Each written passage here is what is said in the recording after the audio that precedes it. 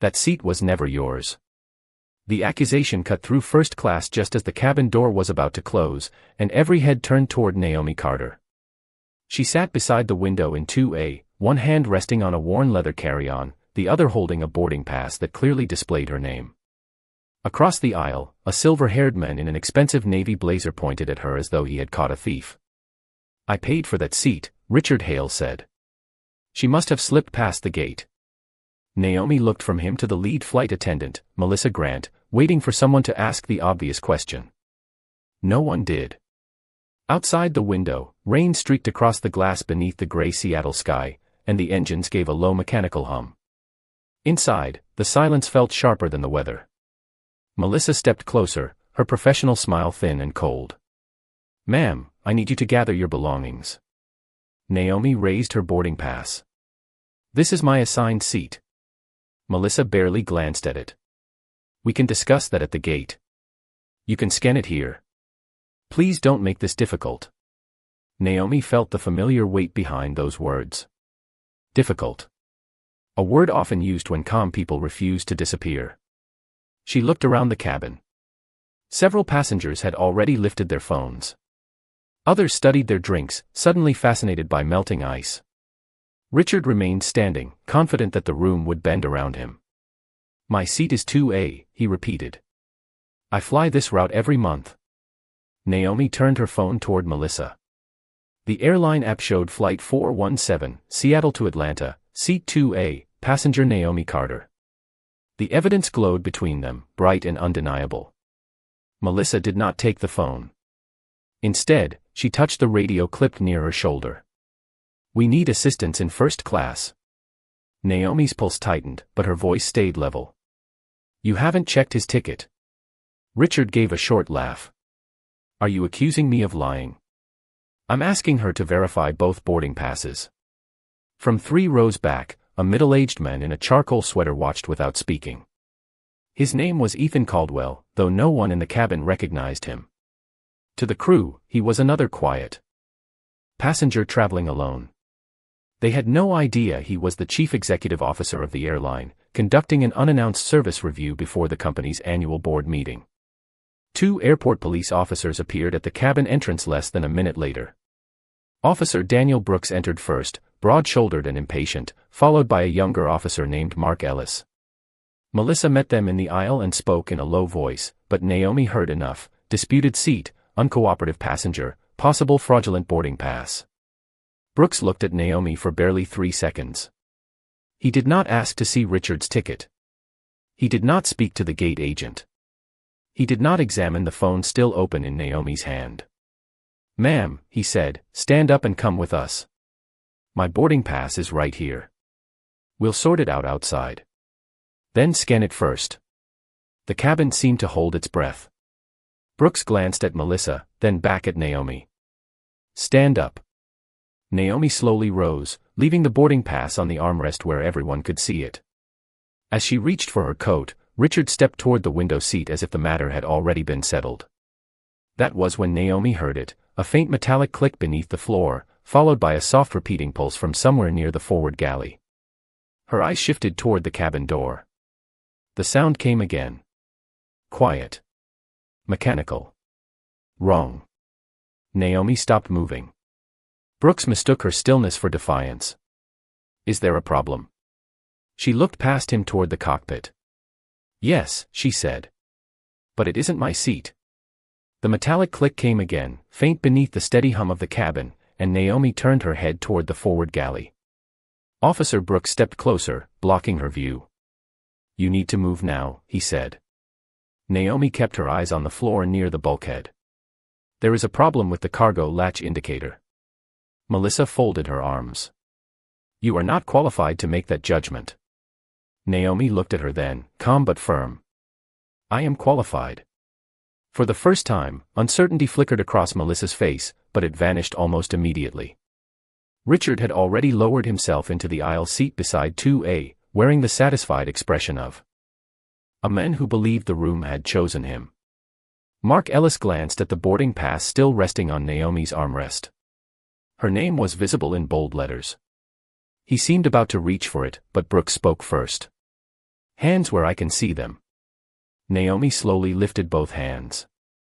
The movement pulled her coat open, revealing a simple black blouse and a narrow silver chain at her collar. Nothing about her appearance explained who she was, and she had long ago learned that people often decided her worth before they learned her name. 8 years earlier, Naomi had stood in a field outside Wichita while emergency lights flashed across wet grass and twisted metal. Her husband, Marcus, had been the first officer on a commuter flight that never reached its destination. The official report blamed weather. Naomi had read every page and found the maintenance warnings buried in an appendix no one wanted to discuss. A faulty locking mechanism had been reported 3 times. 3 times, the repair had been delayed.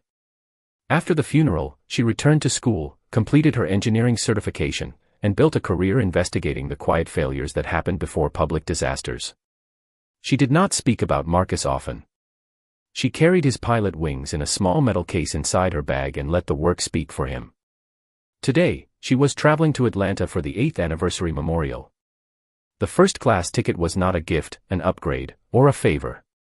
She had purchased it after 6 straight weeks inspecting regional aircraft in Alaska, telling herself she was allowed one comfortable flight home. Now, with the cabin watching, comfort felt like something she had been foolish to expect. "My credentials are in the front pocket of my bag," Naomi said. "You can verify them." Brooks reached for the bag, but Melissa stopped him. "We do not need to delay departure over this." Naomi heard the pulse again, 2 soft tones separated by 3 seconds. Her stomach tightened.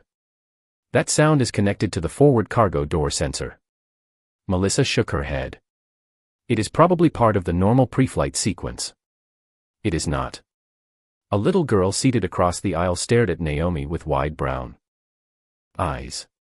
She clutched a plastic set of pilot wings against her sweater. Earlier, before Richard arrived, Naomi had helped her fasten the pin when her mother could not secure it. Now the girl whispered, "I heard it too." Her mother gently pulled her closer, but the words had already crossed the aisle. Ethan Caldwell leaned forward in his seat 3 rows back.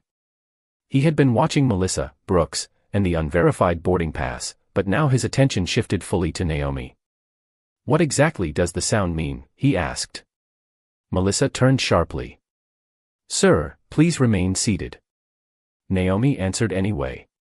"It means the system may be reading the door as secure when the mechanical lock has not fully engaged." The silence returned, deeper this time. From behind the cockpit door came the muffled voice of a crew member confirming the final departure checklist. Melissa reached for Naomi's boarding pass at last, but before she could scan it, the floor beneath them gave a subtle vibration, and the metallic click sounded once more. Naomi looked toward the cockpit. "Do not let this aircraft leave the gate." Melissa's fingers hovered over the scanner, but she still did not bring it near Naomi's boarding pass. Instead, she looked toward the cockpit as though the closed door might rescue her from making a decision. Officer Brooks shifted his weight impatiently. "We are done debating," he said. "The passenger is leaving the aircraft." "Her name is on the ticket," Mark Ellis said quietly. Brooks turned his head. "What?" Mark pointed toward the armrest. "The boarding pass says Naomi Carter. Seat 2A. Richard Hale's expression tightened for the first time. He adjusted the sleeve of his navy blazer and looked toward the window. Melissa picked up the pass, examined it, then glanced at Richard. "May I see yours, sir?" Richard gave a dismissive sigh. "I already told you. I fly this route every month." "Your boarding pass," Naomi said. Her voice was not loud, but it traveled through the cabin. Richard looked at her with open irritation.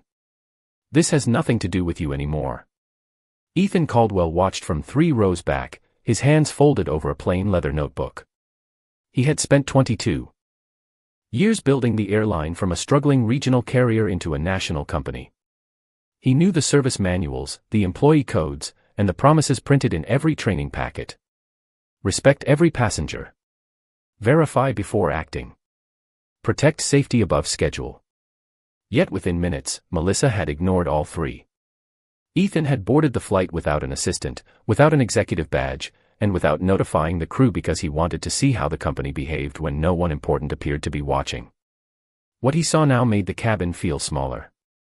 Richard finally pulled a folded pass from his jacket pocket and handed it to Melissa. She read it once. Then again. Her face lost color. Your seat is 18C, she said. A murmur moved through first class. Richard leaned closer and lowered his voice. There must have been an upgrade error. There was no error, Naomi replied. You saw an empty seat and decided I could be removed from it. Richard's jaw stiffened. Do not make this about race.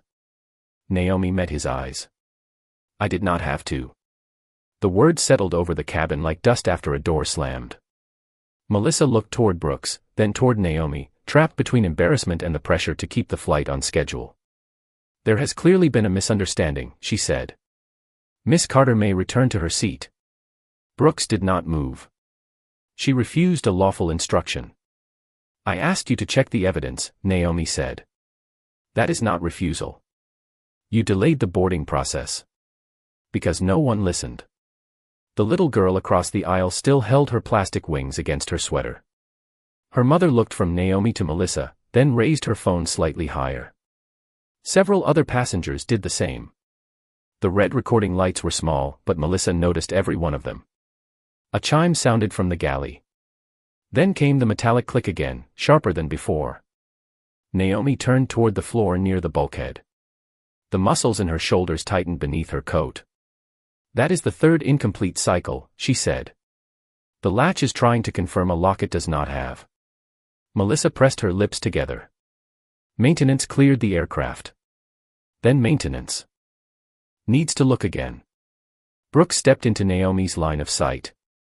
You are not giving orders here. She looked past him toward the cockpit. I am trying to keep this airplane at the gate. Ethan closed his notebook. He had remained silent long enough. Before he could rise, the cockpit door opened and Captain Laura Bennett stepped into the cabin. She was a tall woman with silver at her temples and the controlled expression of someone who did not tolerate confusion near an aircraft. What is happening? She asked. Melissa began speaking first, describing a seating dispute and an uncooperative passenger. Naomi waited until she finished. Then she said, Captain, the forward cargo latch indicator is cycling every 3 seconds. I believe the mechanical lock has not fully seated. Laura studied her. How would you know that? I investigate aircraft systems for a living. For whom? Naomi nodded toward her carry-on.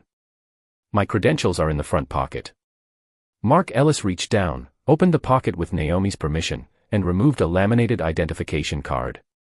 He handed it to the captain. Laura read the name, then looked up sharply. Naomi Carter, she said. The Naomi Carter from the Northwest Locking Systems Review. Ethan's eyes narrowed with recognition. He knew that report. Everyone in senior management did. Naomi had identified a hidden defect 3 years earlier, and her work had saved the airline millions of dollars and possibly far more. Melissa stared at the identification card as if it had appeared from nowhere. Brooks remained rigid, but the certainty in his face began to crack. Captain Bennett turned toward the open cockpit. Stop the departure sequence, she called. Then she looked directly at Melissa. Nobody closes that door until maintenance checks the cargo latch. Outside, the rain pressed harder against the windows. Inside, the engines continued their low hum, but the aircraft no longer felt ready to move. It felt like a machine holding one dangerous breath. Captain Bennett closed the cockpit door behind her and held Naomi's identification card beneath the galley light. The engines continued to hum, but the usual rhythm of departure had stopped. Outside, a maintenance truck moved through the rain toward the aircraft, its amber lights flashing across the wet pavement. Melissa stood near the first row with Naomi's boarding pass still in her hand. Richard remained beside seat 2A, no longer looking confident. Officer Brooks, however, seemed unwilling to accept that the situation had changed. The seating issue may be resolved, he said, but she still interfered with the crew. Naomi looked at him. I reported a safety concern. After refusing to leave. You ordered me off the aircraft before checking either ticket. Mark Ellis lowered his gaze. He had seen the name, the seat number, and the truth before anyone else had chosen to acknowledge it. Ethan Caldwell noticed the conflict in the younger officer's face. He also noticed the way Brooks kept speaking as though authority could repair a mistake simply by repeating it. Captain Bennett returned Naomi's card. Miss Carter, tell me exactly what you heard. Naomi pointed toward the forward bulkhead without stepping closer. A 3-second confirmation cycle, followed by a mechanical reset. The electronic system is receiving a partial signal, but the latch is not holding its final position. Melissa shook her head. The indicator in the galley showed green. That is why the sound matters, Naomi replied. A false green signal is more dangerous than a visible warning because the crew believes the door is secure. Captain Bennett's expression sharpened. She picked up the intercom and contacted the ground team. Her language was precise, stripped of emotion. Inspect the forward cargo door. Verify the mechanical pins. Do not rely on the cabin indicator. A few passengers shifted uneasily. The little girl across the aisle watched Naomi with the quiet concentration children reserved for adults who seemed to know what everyone else had missed. Richard cleared his throat. Since my seat is apparently in the back, perhaps I should just go there. Melissa turned toward him. You claimed this seat belonged to you. I believe there had been an upgrade. Your boarding pass says 18C. Then it was a misunderstanding. Naomi said nothing. She had heard that word too many times. Misunderstanding was what people called a choice after the consequences became visible. Brooks stepped toward her again. Place your hands behind your back. The cabin went still. Captain Bennett turned immediately. For what reason? Failure to comply with an officer's instruction. She is not leaving this aircraft while I am questioning her about a safety issue. Brooks's voice hardened. Captain, that decision is not yours. The safety of this aircraft is entirely my responsibility. Naomi felt the air change. Melissa moved aside. Mark Ellis looked directly at Brooks. We verified her ticket, he said. There is no fraud. Brooks ignored him. Hands behind your back, ma'am. Naomi held his gaze. She did not raise her voice. Before you do anything else, ask yourself why you believed him before you checked his name, and why you doubted me while my proof was sitting in front of you. No one spoke. The rain whispered against the windows. Then Brooks reached for the restraints at his belt. Naomi slowly placed her hands behind her, not because she agreed, but because she would not give him an excuse to reshape the truth. The cuffs closed with a cold metallic sound. The little girl gasped. Her mother covered her mouth. Several phones rose higher. Ethan Caldwell stood from his seat. Officer, he said, you should remove those immediately. Brooks barely glanced at him. Sit down, sir. Ethan remained standing. You have detained a confirmed passenger after her ticket was verified, while the captain is investigating the safety warning she provided. This does not concern you. It concerns every person on this airplane. Before Brooks could respond, Captain Bennett's radio crackled. A maintenance supervisor spoke from the ramp, his words broken slightly by static. The forward cargo door was not fully secured. One locking pin had failed to seat, and a heavy container had shifted less than 2 feet from the door. Captain Bennett closed her eyes for half a second. When she opened them, the calm in her face had become something colder. Miss Carter was right. The cabin absorbed the words in absolute silence. Naomi stood in the aisle with her hands restrained behind her, while the men who had taken her seat stared at the carpet. Ethan stepped forward, his voice quiet enough that everyone had to listen. Now remove the cuffs, Officer Brooks. That is not a request. Officer Brooks did not move. For one suspended second, the only sound in the cabin was rain brushing the windows and the low pulse of the idling engines. Ethan Caldwell stood in the aisle with one hand resting on the seat back, his charcoal sweater plain, his expression controlled. Brooks looked him over and saw only another passenger challenging his authority. Return to your seat, he said. Ethan reached into his jacket and removed a black identification wallet.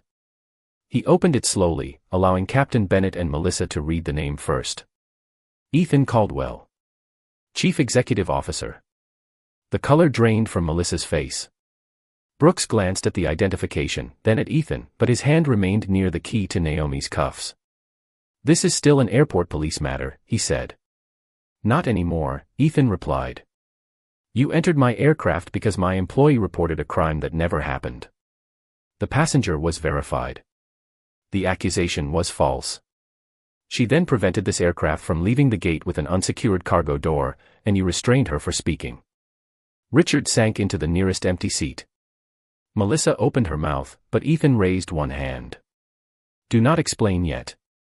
His voice never rose. That made the words heavier. Mark Ellis stepped toward Naomi and looked to Brooks for permission. Brooks gave none. Captain Bennett moved between them. Remove the restraints, she said. Immediately. Brooks's jaw tightened. She refused multiple instructions. Naomi stood still, the cold metal pressing against her wrists. She could feel every eye in the cabin, but she kept her attention on the little girl across the aisle. The child was trembling, her plastic pilot wings held tightly in one fist. Naomi offered her a small, reassuring smile. I am all right, she said softly.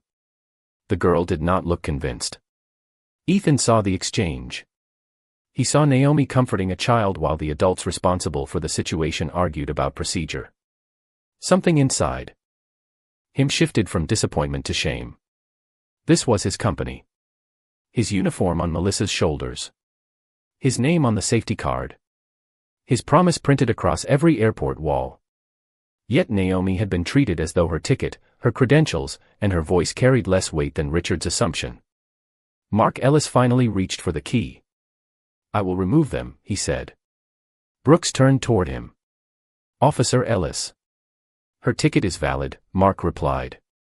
The safety warning was valid. There is no reason to continue. His voice shook slightly, but his hands did not. He unlocked the cuffs and stepped back. Naomi brought her hands forward, rubbing one wrist with the other. There was no dramatic gesture, no demand for an apology, only a slow breath as circulation returned to her fingers. The little girl rose from her seat before her mother could stop her. She crossed the narrow aisle and held out the plastic wings. These are for brave people, she whispered. Naomi looked at the tiny silver-colored pin resting in the child's palm. For a moment, the cabin disappeared. She remembered Marcus fastening his real pilot wings to his uniform on the morning of his final flight. She remembered telling him they looked crooked. She remembered his laugh. Naomi accepted the gift carefully. Then I will keep them safe, she said. Ethan turned toward Brooks and Melissa. Both of you are relieved from duty on this flight. Melissa stared at him. Sir, we are still at the gate. Ethan looked through the rain-streaked window toward the maintenance crew securing the cargo door. The aircraft is not moving until this is documented, the recordings are preserved, and every passenger involved gives a statement. Brooks folded his arms. You cannot fire a police officer. I can terminate your department's contract with this airline, Ethan said, removing his phone. And I can do it before we leave the ground. Richard stood suddenly. This has gone far enough. I made a mistake about the seat. Naomi turned toward him. No. You made a decision about who you thought belonged in it. The words left him silent. Ethan began the call, but Naomi spoke before he could finish. Do not erase this by removing two people and calling the problem solved. He lowered the phone. Naomi held the child's wings in her open hand. Save the videos. Record every choice. Change the process that allowed an accusation to become punishment before anyone checked the truth. Ethan looked at her, then slowly nodded. Outside, the maintenance supervisor raised a green signal toward the cockpit. Inside, no one celebrated. The danger had been corrected, but the deeper failure was still standing in the aisle, visible at last. The cabin settled into a silence that felt heavier than noise. Naomi returned to seat 2A, but she did not sit immediately. She placed her boarding pass on the tray table, set the tiny plastic wings beside it, and looked out through the rain-streaked window. Beyond the glass, workers moved beneath bright ramp lights, checking the forward cargo door a second time. Their reflective jackets flashed gold and silver in the wet darkness. Inside, the first-class cabin remained still. No one wanted to be the first person to speak. Melissa stood near the galley with her hands folded tightly in front of her. Without the authority in her voice, she seemed smaller, almost unfamiliar in the same Navy uniform. Officer Brooks waited near the open aircraft door while a supervisor from airport police approached from the jet bridge. Mark Ellis remained a few feet away, his expression troubled. He looked at Naomi's wrists, then at the floor. "Miss Carter," he said quietly, "I should have stopped this sooner." Naomi turned toward him. "You saw the truth sooner." "I did not act on it." She studied his face for a moment. There was no performance in his apology, only the discomfort of a man forced to measure himself against the choice he had made. "Then remember that feeling," she said. "Use it before the next person needs you." Mark nodded once. He did not ask for forgiveness. Ethan stood near the aisle, listening without interrupting. He had spent years reviewing charts that measured customer satisfaction, safety compliance, and employee performance. None of those reports had shown him this moment. A correct boarding pass ignored. A false accusation treated as evidence. A qualified black woman required to prove her right to exist in a space another passenger simply claimed. The failure had not begun with the cuffs. It had begun with who was believed first. Captain Bennett returned from the cockpit carrying a tablet. "Maintenance confirmed the locking pin was partially obstructed," she said. The cargo container shifted approximately 20 inches during loading. The door indicator showed secure even though the final mechanical lock had not engaged. Ethan looked toward Naomi. "What would have happened if we had departed?" Naomi rested one hand on the seat back. "Best case, the warning would have appeared during taxi and the flight would have returned to the gate. Worst case, vibration and pressure changes could have caused a serious in-flight emergency." A nervous murmur passed through the cabin. Richard stared at his shoes. He had spent the last several minutes shrinking into the leather seat near the aisle, his expensive blazer suddenly unable to protect him from the attention of the room. "I did not know," he said. Naomi looked at him. "You did not need to know anything about me to tell the truth about your own seat." Richard swallowed. "I thought there had been an upgrade." "You knew your boarding pass said 18C. He had no answer. The little girl's mother leaned toward Naomi. "Her name is Lily," she said softly. "She wants to be a pilot." Naomi looked at Lily, who was watching the workers outside with intense curiosity. "Then she should learn every sound an airplane makes," Naomi said. "Machines speak before they fail. People do too, but we are not always willing to listen." Lily smiled faintly. Ethan lowered his eyes. The sentence reached him more deeply than Naomi intended.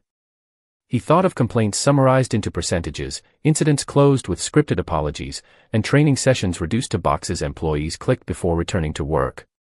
He had believed policies created culture. Now he understood that culture was revealed when no one expected consequences. Rainwater slid down the window in slow silver lines. Naomi picked up the plastic wings and turned them over in her palm. The small pin was bent slightly, but the shape remained whole. For the first time since the officers entered, her breathing loosened. Not because the harm had disappeared, and not because powerful people finally recognized her name. The truth was simpler. She had been right before anyone believed her. She had been worthy before anyone checked her credentials. And in the quiet cabin, with the engines lowered and the storm softening outside, that truth no longer belonged only to her. The aircraft remained at the gate while the airport police supervisor reviewed the recordings on 3 passenger phones. Each video began at a slightly different moment, but together they formed one unbroken truth. Richard pointing at Naomi without showing his boarding pass. Melissa calling for assistance before scanning hers. Brooks ordering Naomi to stand while the evidence rested in plain sight. Captain Bennett watched from the galley, her expression growing more severe with every replay. Ethan stood beside her, no longer appearing like an ordinary passenger. The black identification wallet remained open in his hand, and the airline emblem reflected beneath the cabin lights. "Send copies to our legal department and the airport authority," he said. "No files are to be deleted, edited, or replaced." Melissa looked up sharply. "I followed the information I was given." Ethan turned toward her. "You were given 2 claims and checked only one person. I was trying to avoid a delay. You created one." His voice stayed measured, but there was no softness in it. "More importantly, you treated a customer as suspicious because another customer decided she did not belong." Melissa's eyes moved toward Naomi. "That was not my intention." Naomi remained seated by the window, Marcus's pilot wings still inside her bag and Lily's plastic pair resting near her boarding pass. Intent does not change what happened, she said. But what you do after this might change what happens next time. Melissa lowered her gaze. Near the aircraft door, the police supervisor asked Brooks to surrender his airport access badge pending review. Brooks protested that he had acted on a crew report, but Mark Ellis spoke before the argument could grow.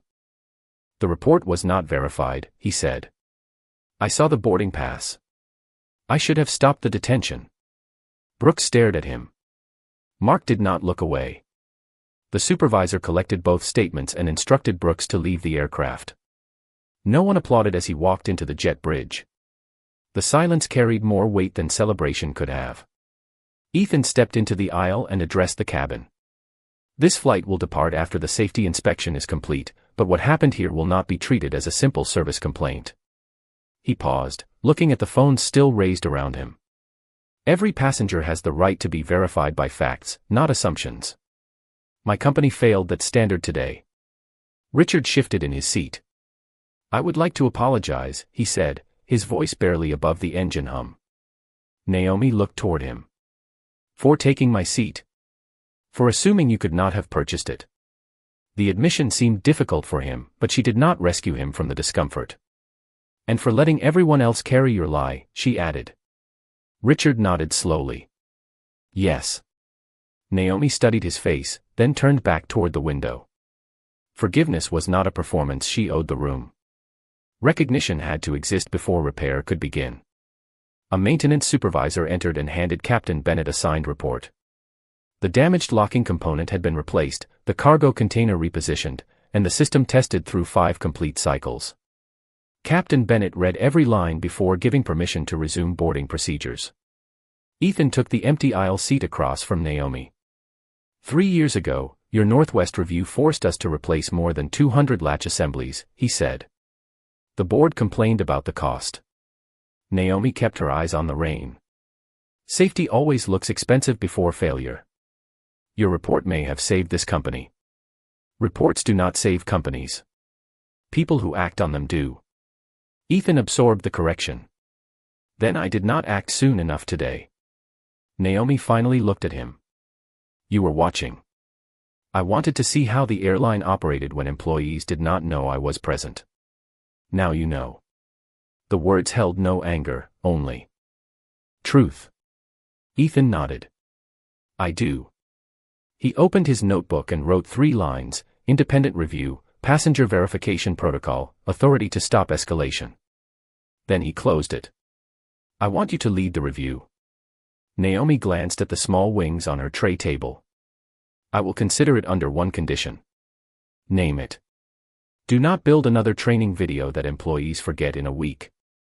Change who has the power to pause a situation before fear becomes punishment. Ethan extended his hand, then stopped, leaving Naomi the choice. After a moment, she shook it. Outside, the rain began to thin. The maintenance lights dimmed, the aircraft door closed, and the engines rose into a deeper, steadier sound. This time, before anyone moved, Captain Bennett waited for Naomi to listen. Naomi tilted her head, counted the cycle, and heard the final lock settle cleanly into place. Secure, she said. Only then did the airplane begin to move. The aircraft rolled away from the gate beneath a sky still streaked with rain, and for the first time since boarding, the cabin moved with a sense of order. Naomi sat beside the window in 2A, her hands resting loosely in her lap. Across the aisle, Lily watched the runway lights slide past in long golden lines. Captain Bennett's voice came over the speakers, calm and steady, announcing a short delay and thanking everyone for their patience. She did not mention the details. She did not need to. Every person in first class understood why the plane was still on the ground and why it was now safe to leave it. Ethan remained in the aisle seat across from Naomi, his notebook closed, his phone dark in his hand. He had already sent 3 messages before departure. The first suspended Melissa pending a formal investigation. The second terminated the airline security agreement with the airport police unit effective immediately. The third ordered an independent review of every passenger removal from the previous 2 years. The actions were swift, but Naomi knew speed alone did not equal justice. You understand this will become public, she said. Ethan looked toward the passengers who had recorded everything. It should. Your legal team may disagree. Then my legal team will adjust. Naomi studied him. He was still a powerful man, still protected by wealth, position, and a name printed on the side of every aircraft in the fleet. But something in his posture had changed. He no longer appeared to be observing a problem from a safe distance. He looked like a man who had finally realized the problem belonged to him. I owe you more than an apology, he said. You owe your passengers a system that does not require a chief executive officer to be sitting nearby before anyone is treated fairly. Ethan nodded. Agreed. A flight attendant from the rear cabin approached quietly. Her name tag read Carmen Ruiz. She knelt slightly beside Naomi's seat and placed a small first aid pouch on the tray table. May I check your wrists? She asked. Naomi appreciated the question more than the kit. Yes. Carmen worked gently, cleaning the faint red marks and wrapping each wrist with a soft strip of gauze. She did not ask Naomi to explain what happened. She had seen enough. I am sorry, Carmen said. Not as an employee. As a person. Naomi looked at her. Then help make sure the next person is believed before they are restrained. Carmen nodded, her eyes shining but steady.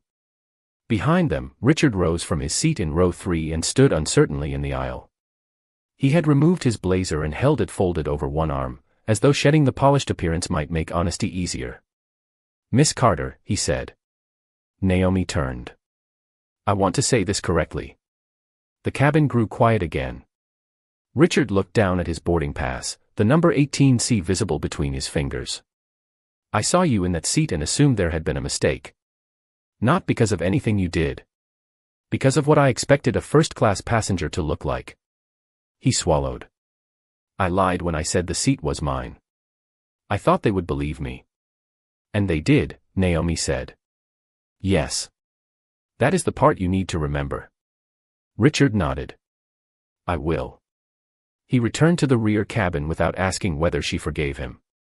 Naomi watched him go, then looked down at Lily's plastic wings beside Marcus's metal case. The two sets were different in weight, age, and value, yet under the cabin light they reflected the same shape. Ethan noticed them. Your husband was a pilot. Naomi opened the small case. Marcus's wings rested inside against faded blue velvet. First officer. 8 years ago, a maintenance warning was ignored because someone wanted the flight to leave on time. Ethan's expression tightened. I am sorry. So am I. Naomi closed the case carefully. That is why I listen. The plane turned onto the runway.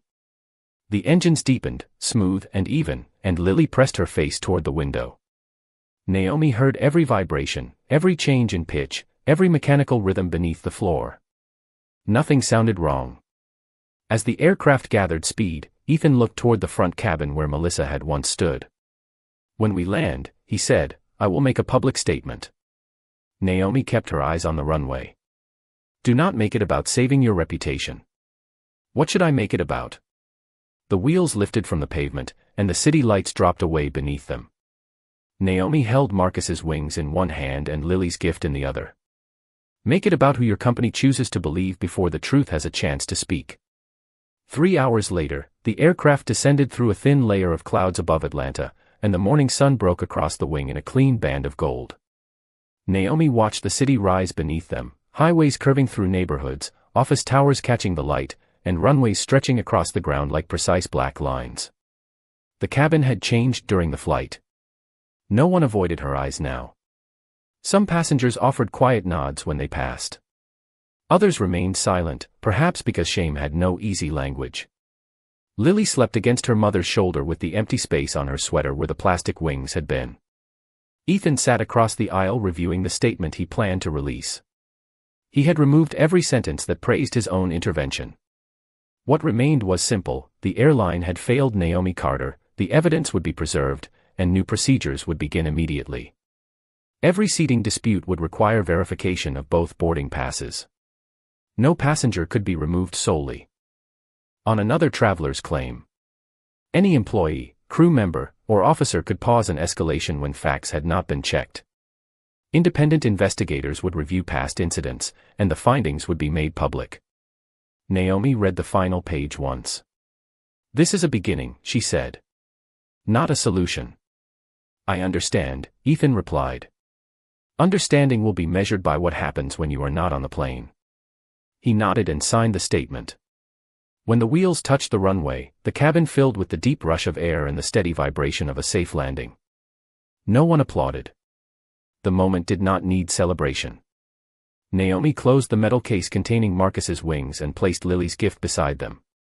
One pair represented the life she had lost.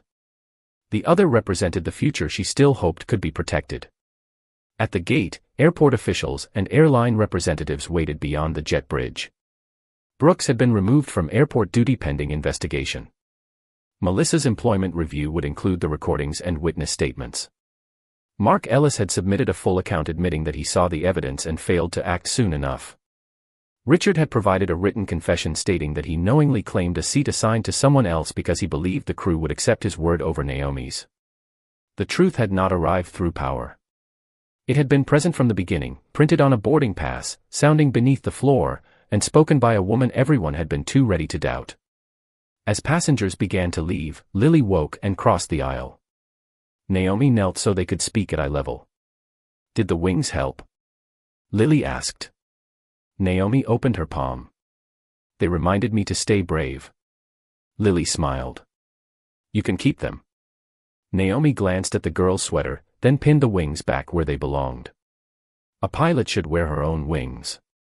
Lily touched them carefully, her face brightening. Ethan waited near the cabin door. "The board will ask whether you accepted the position," he said. Naomi lifted her carry-on. "Tell them I will lead the review if I have full independence and the results cannot be hidden." "You have my word." "Put it in writing." A faint smile crossed his face. "I will." Naomi walked into the jet bridge without cameras surrounding her and without anyone announcing her name. The gauze around her wrists was visible beneath her sleeves, but so was the quiet steadiness in her hands. Behind her, Ethan remained at the door while first-class passengers passed him. He had entered the flight hoping to inspect his airline. He left understanding that leadership was not proven by being the most powerful person in the room. It was proven by what happened to the least protected person when no one expected the powerful to be watching. Naomi reached the terminal windows and paused. Morning light spread across the parked aircraft, warming the metal that had seemed so cold only hours earlier. She touched Marcus's wings through the fabric of her bag, then continued toward the memorial she had almost missed. Kindness had not made her weak. Calm had not meant surrender. She had protected strangers who had doubted her because doing what was right did not depend on being treated right first. The question was no longer whether Naomi belonged in that seat. The real question was how many people had been removed from places they rightfully belonged because no one stopped to check the truth. What would you have done if you had been sitting in that cabin?